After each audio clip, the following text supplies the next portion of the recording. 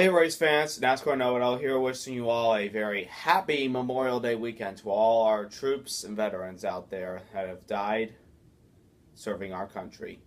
Here with your race recap from an amazing race weekend this Memorial Day weekend. I like to start off with the other series races that happened this weekend. The Monaco Grand Prix won by my boy Lewis Hamilton, who has not won yet this season. He finally catches a break.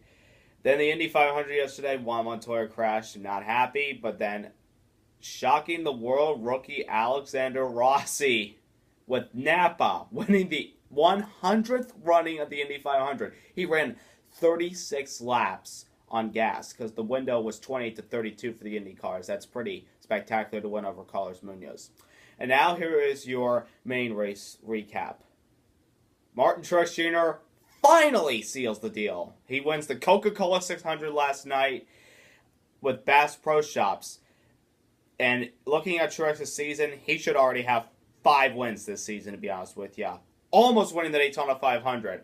Should have won Texas, but got bit by pit strategy. Should have won Kansas, had a problem on pit road. Should have won Dover, but got held back because of Jimmy Johnson's wreck. He got damaged and had to sell for 9th. But last night, he finally sealed the deal, winning the longest race of the year.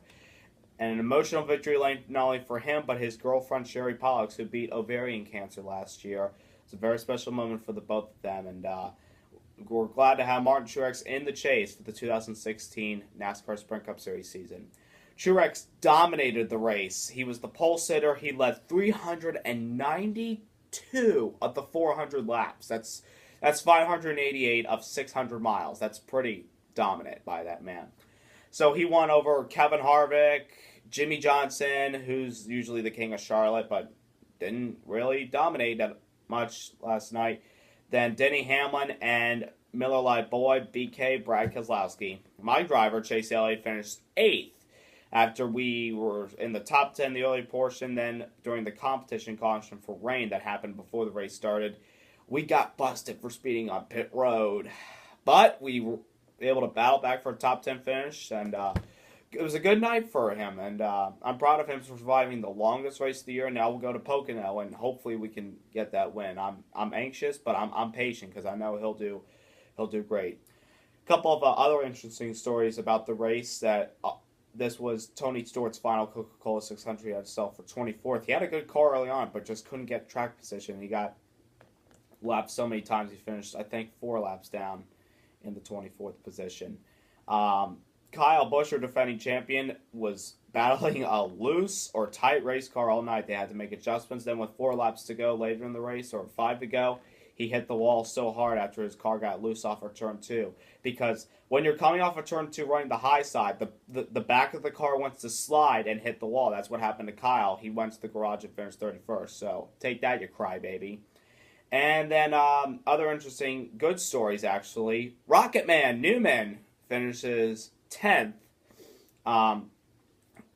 Kurt Busch finished in the 6th position. Matt Kenseth 7th. I think his bad luck's over finally.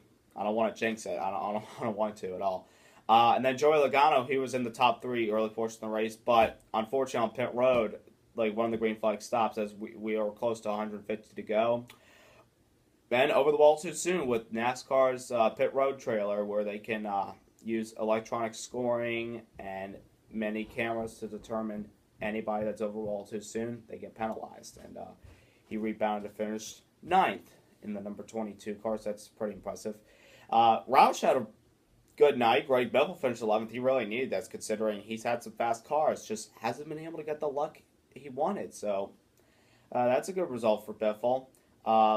I expected Kyle Larson after the All-Star race to be up front, but he had to sell for top 15 finish. So, what are you going to do about that? So, anything. But I'm very excited for this weekend's coming races with the Sprint Cup Series at Pocono on Sunday. And that's right, the Xfinity Series run in Pocono for the first time this Saturday.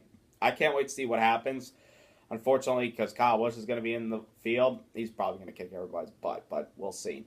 Well, I want to wish all you race fans a happy Memorial Day weekend, and for anybody that's part of the military out there, I salute you. Thank you for serving our country, and I also salute those who have died to give us the freedom that we have this day.